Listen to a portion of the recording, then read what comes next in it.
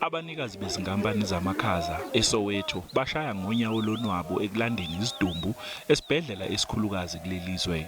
Basola uhulumeni ngokwenqaba kwakhe ukuthi elekelele izinkampani zamakhaza ezisakhula. The main issue with the government at the moment is the handing of COCs, of which that was something that was not very effective. Of now lately, since we had this COVID, they're now insisting on it, and they want us to have COCs, and they want us to, even the private hospitals, they want us to produce those COCs. Ongubane kanye nezinye izinkampani basamile kwelokuthi angeke zilandwe izidumbu kulezi insuku ezintathu ezizayo. I-South African Funeral Practitioners Association isinqume ukungabi ingxenye yalokukhulela ngoqo wesiteleka.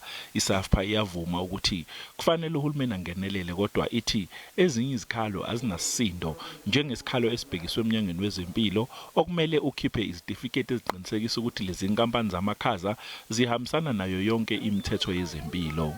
Le certificate ngesokukhipha isidumbu esibhedlela uma sesiya emakhazeni.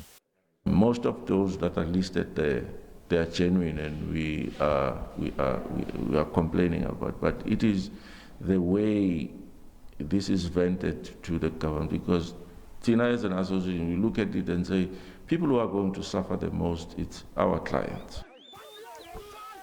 Enhlokodolobha yezwe izisebenzi zenkampani iRoyal Funerals zisatshisiwe njengoba le nkampani bingeyona ingxenye yesiteleka, zigcine ziphoqwa ngendluzula ukuthi zivale.